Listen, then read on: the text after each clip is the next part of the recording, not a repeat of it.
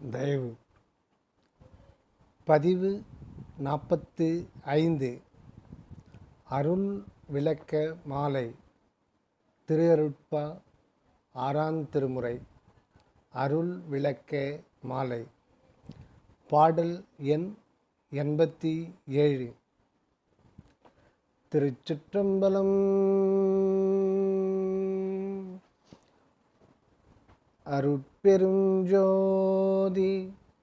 அருட்பெருஞ்சோதி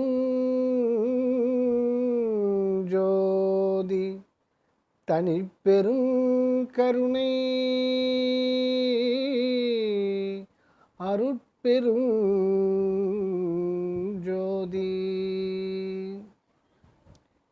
இயல் வேதாகமங்கள் புராணங்கள் இதிகாசம் இவை முதலா இந்திரஜாலங்கள் அடையா உரைப்பார். இயல் வேதாகமங்கள் புராணங்கள் இதிகாசம் இவை முதலா இந்திரஜாலங்கள் கடையா உரைப்ப மயல் ஒரு நூல் மாத்திரமே தான் சாலமென அறிந்த மயல் ஒரு நூல் மாத்திரம்தான் சாலமென அறிந்த மகனே நீ நூல் அனைத்தும் சாலமென அறிகே. மகனே நீ நூலனைத்தும் சாலமென அறிகே. செயலனைத்தும் அருள் ஒளியால் காண்கே. செயலனைத்தும் அருள் ஒளியால் காண்கே. என எனக்கே திருவுளம் பற்றிய ஞான தேசிக மாமணியே. திருவுளம் பற்றிய ஞான தேசிக மாமணியே. அயலறிய அறிவுடையார் எல்லாரும் போற்று. அயலறிய அறிவுடையார் எல்லாரும் போற்றே. ஆடுகின்ற அரசே என் அலங்கள் அணிந்தருளே. அயலறிய அறிவுடையார் எல்லாரும் போற்றே. ஆடுகின்ற அரசே என் அலங்கள் அணிந்தருளே. அருள் விளக்க உரை தயாநிதி சுவாமி சரவணானந்தா. அருட்பெருஞ்சோதிபதியே உண்மை குருமணி ஆக ஞான தேசிக மாமணியாக தோன்றி திருவுளம் பற்றிய அருள் உண்மை இதிலே குறிக்கப்படுகின்றதாம். ஏட்டுக்கல்வி வீட்டுக்காகா என்ற அனுபவத்தையே இது எடுத்துக்காட்டி தெளிவு செய்ய வந்துள்ளதாகும். சிறந்தவைகளாக போற்றிக் கொள்ளப்படுகின்ற கலை நூல்களின் தன்மையை காண்கின்றோம். இங்கு கலைகளில் சிறந்தது வேதமாம். எந்த வேதம் என்றால் இயல் வேதம் என குறிக்கப்பட்டிருக்கின்றது. அதாவது இயற்கை உண்மை தன்மை கொண்ட வேதம் எனப்படும். அந்த இயற்கை உண்மை தன்மை யாதெனில் இந்த பிரபஞ்ச தோற்றத்திற்கு காரணமாய் உள்ள பிரணவநாதமயமான கடவுட்சக்தியாம். அதாவது ஓம் என்பதுவே அந்த இயல்புடையதாம். இந்த ஓங்காரத்தை அடிநிலையாக கொண்டே வேதங்கள் தோற்றுவித்து விரித்து கூறப்பட்டுள்ளனவாம். இந்த வேதங்கள் இரக்கு, யசூர், சாமம், அதர்வணம் என்பர் வடமொழி வாணர்கள்.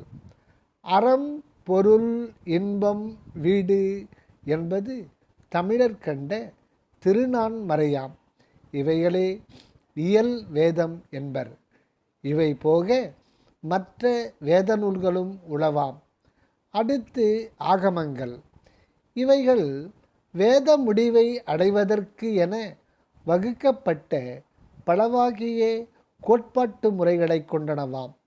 இந்த ஆகமங்கள் 28 என கூறுவர். அதற்கும் மேலும் உளவாம். புராணங்கள் முக்கியமானவை 18. இவை போக தலபுராணம், பழையனவும் புதியனவுமாக எத்தனையோ புராணங்களும் உண்டாம். இதிகாசம்.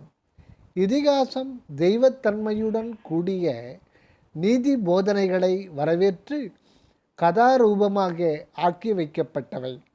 இராமாயணம், மகாபாரதம் போன்றனவாம். இவை போக இன்னும் எத்தனையோ சாத்திரங்கள் உளவாம். இந்திரஜாலம், மகேந்திர ஜாலம் முதலியனவும் கூறப்படும். இவைகளில் இந்த இன நூல்களுக்கு மட்டும் ஜாலம் என்ற பெயர் வழங்கப்படுகின்றது. இதன் பொருள் பொய்த்தோற்றம், நடிப்பு, கண்கட்டு வித்தை என்பர். இவைகளின் உண்மையும் பயனும் அவ்வளவேயாம். இந்த கலைநூல் மட்டும் மயங்கிடச் செய்கின்ற ஜால நூல் அல்ல. இந்த கலைநூல் மட்டும் மயங்கிடச் செய்கின்ற ஜால நூல் அல்ல. எல்லா நூல்களுமே, மேலே குறிக்கப்பட்ட எல்லா சாத்திரங்களுமே ஒரு வகையில் ஜாலமேயாம். ஏனெனில் கடவுள் உண்மையை நேரடியாக காட்டி கொடுத்து வாழ்விக்காது பொய்யான எதையெதையோ மெய்போல் காட்டி மக்களை மயக்கி உலக வாழ்வில் துன்ப அவஸ்தைகளில் உழலச் செய்து கொண்டிருக்கின்றனவாம். ஆகையால் இந்நூல்கள் எல்லாமே ஜாலம் என்று தெளிதல் வேண்டும் என்கின்றார். ஆனால் இந்த காலத்தில் அச்சு இயந்திர துணையாலும் படப்பிடிப்பு முறையாலும் மற்றும் பல சாதனைகளாலும் தினமும் எத்தனை விஷயங்கள் வெளியாகின்றன. இவ்வளவும் கலை செல்வத்தின் செழுமைக்குறிதானே. இவற்றால்தானே இன்றைய விஞ்ஞான உலகம் எத்தனையோ அரிய காரியங்களை சாதித்து கொண்டிருக்கின்றது. அப்படி இருக்க இக்கலைகளையும் நூல்களையும் ஜாலம் என்று ஒதுக்கி தள்ளிவிடலாமா என்று கேட்கப்படலாம். இவைகளை ஒதுக்கி தள்ளிவிடவோ உவந்து ஏற்றுக்கொள்ளவோ வேண்டியது வேறு விஷயமாகும்.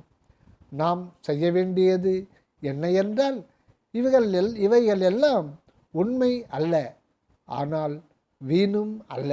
ஆகையால் தயா உள்ளத்தோடு உலக வாழ்வுக்கு பொது நன்மை விளைவிக்கக்கூடியவைகளை இவற்றிலிருந்து தேர்ந்தெடுத்து பயன்படுத்தி கொள்ளுதல் ஒன்றே நாம் மேற்கொள்ள வேண்டிய செயலாகும். நூலனைத்தும் ஜாலமென அறிக, செயலனைத்தும் அருள் ஒளியால் காண்க என குருமணியால் வலியுறுத்தி போதிக்கப்பட்டுள்ளார் நம் அடிகளார். கலை, ஞான முதலான நூல்களை ஜாலமென அறிந்து கொள்ளத்தான் சொன்னாரே தவிர அழித்து ஒழிக்கச் சொல்லவும் இல்லை. அதனையே போற்றி மேற்கொள்ளவும் சொல்லவில்லையாம். நூல்களை ஜாலமென அறிந்து உண்மையை கண்டு அதனை தயவோடு பயன்படுத்தி கொள்ள வேண்டும் என்பதுவே திருவுள்ள குறிப்பாம். செயல் அனைத்தும் அருள் ஒளியால் காண்க என்று ஆணை செய்துள்ளார். காண்க என்றால் கண்ணால் மட்டும் பார்த்து சும்மா இருப்பதல்ல.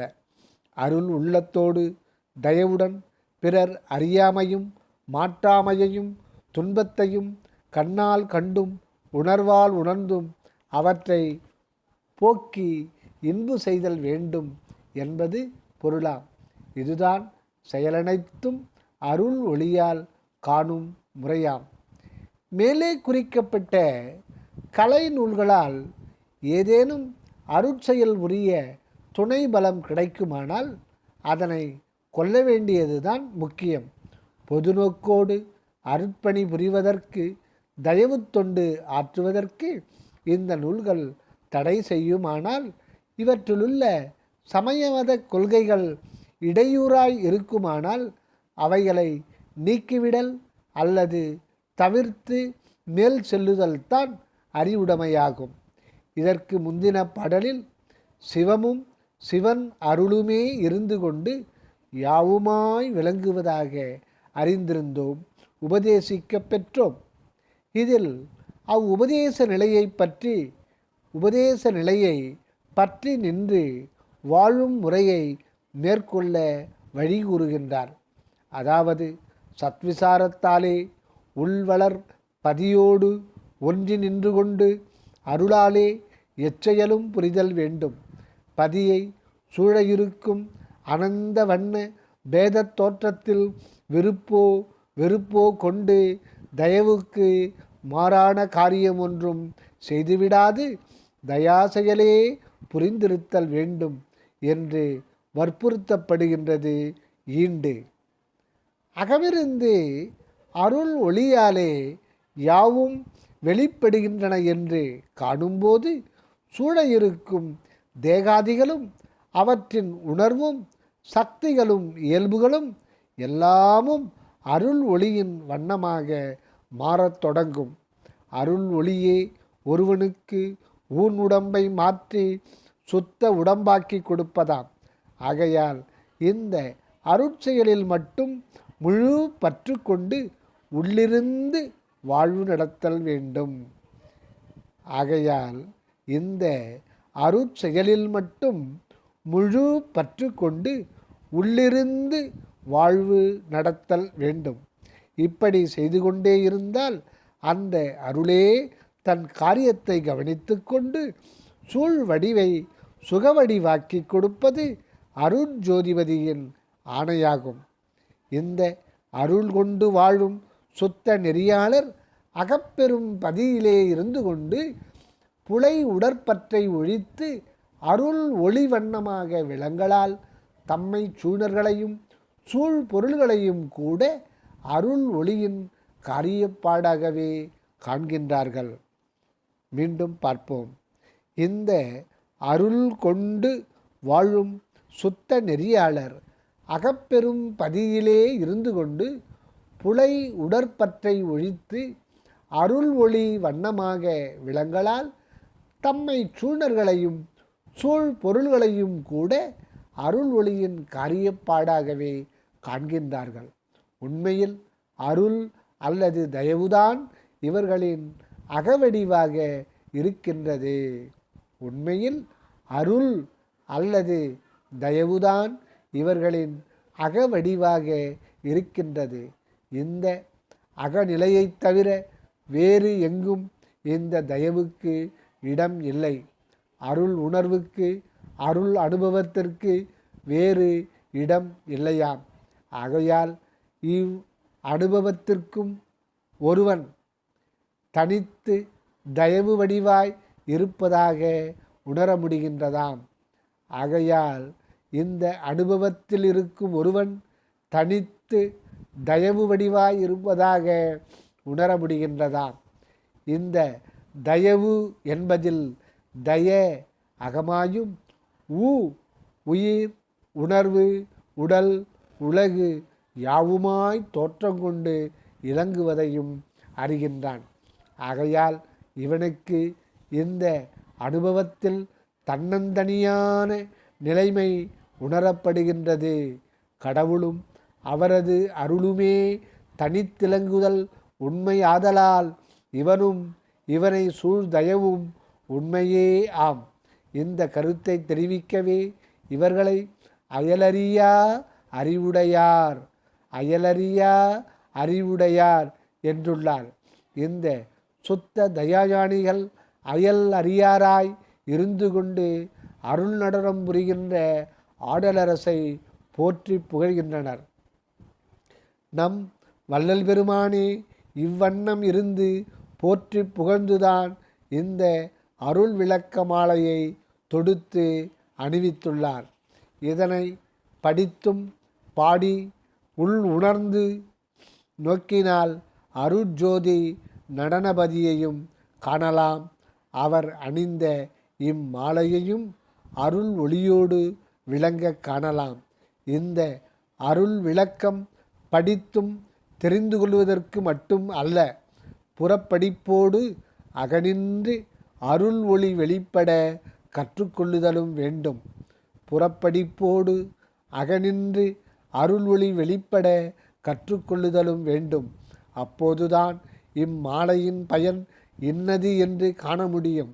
இது அருள் ஒளியையே காட்டி கூட்டி வைப்பதாய் உள்ளதால் பிற வேதாகமம் ஆதி நூல்கள் போன்று ஜாலமென தள்ளிவிடுதற்கில்லையாம். உண்மை அறியாதார்க்கு, அருள் ஞானம் பெறாதவர்களுக்கு இந்த அருட்பாடல்கள் கூட ஜாலமாகத் தோன்றக்கூடும்.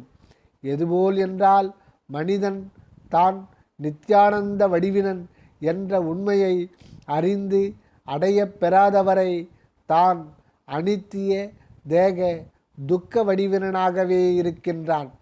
அறிந்து கொண்டு அடைந்தபோதுதானே தான் நித்யானந்த சொரூபி என்பதை அறிந்தவனாகின்றான். ஆகவே தான் அபக்குவிக்கு அருட்பாவும் ஜாலமாகவே இருக்கும். இந்த காரணத்திற்காகத்தான் இந்த திருஅருட்பா 6ஆம் திருமுறையை வெளியிட வேண்டாம் என அன்று உத்தரவிட்டிருந்தார் நம் அருட்பிரகாச வள்ளல். பக்குவப்படாதவர்களுக்கு உண்மை விளங்காது. பொய்யையே மெய்யெனவும் மெய்யை பொய்யெனவும் கூறிக்கொண்டிருப்பர். அருள் அறிவு பெறாதவர்களெல்லாம் பொய்க்கலை அறிவில் அமிழ்ந்து உண்மையை சிறிதும் அறியாதிருக்கின்றவர்கள்தான் தம்மை பாவிகள் என்று சொல்லிக் கொள்ளுகின்றார்கள். இவர்கள் தங்களை அகவுண்மை ஆண்டவர் வடிவமாக அறியாதிருக்கின்றார்கள். இவர்கள் தங்களை அகவுண்மை ஆண்டவர் வடிவமாக அறியாதிருக்கின்றார்கள். புலை உடம்பையே தம் மெய்யுருவாக கருதி கொண்டிருக்கின்றவர்களாவர். இந்த புறதேகத்தின் இழிவையும் அழிவையும் பழியையும் பாவத்தையும் தான் இவர்கள் காண்கின்றார்களே ஒழிய அகவடிவின் அருளையும் அதன் விரிவால் ஏற்பட்டுள்ள இத்தூல உடலும் சுத்த அருள் ஒளி பெற்றிலங்க உள்ளது என்பதையும் ஒருபோதும் அறியாதிருக்கின்றார்கள் இந்த பாவிகள். உண்மையில் எல்லோரும் கடவுளரின் அருள் கொண்டு விளங்குகின்றவர்களே. ஆதலின் யாவரும் நல்ல புண்ணியர்களே ஆவர். அருட்செயலால் ஆனந்தமாக வாழ வேண்டிய இவர்கள் மருளாலே மயங்கி எதையெதையோ செய்து கொண்டும் தம்மை பாவிகளாக பாவித்து கொண்டும் கிடந்து வீணில் மடிவுறுகின்றனர். இவர்களெல்லாம் மருள் நீங்கிடப்பெறவும் அருள் விளங்கிடப்பெறவும் தான் இந்த அருள் விளக்க நடனம் புரிகின்ற அருட்பெருஞ்சோதிபதிக்கு இந்த அருள் விளக்க மாலையும் ஆக்கி வழங்கியுள்ளார் நம் வள்ளலார். அந்த அருள் விளக்க மாலையை சற்று விளக்கி காட்டி தெளிவுபெற செய்தற்கு இந்த அருள் விளக்க உரையும் திருவருளாலே செய்வித்து கொண்டு உள்ளார் நம்பதி. ஆதலின் இது கொண்டு எல்லோரும் நல்ல அருள் உண்மையை அறிந்து தெளிந்து தினசரி வாழ்விலும் ஏற்று நடந்து இன்புறுவார்களாக. தயவு அகமிருந்து வருக அருளுடன் அனகமாக வாழ்க தயவுடன். அருட்பெருஞ்சோதி அருட்பெருஞ்சோதி தனிப்பெரும் கருணை அருட்பெரும் ஜோதி.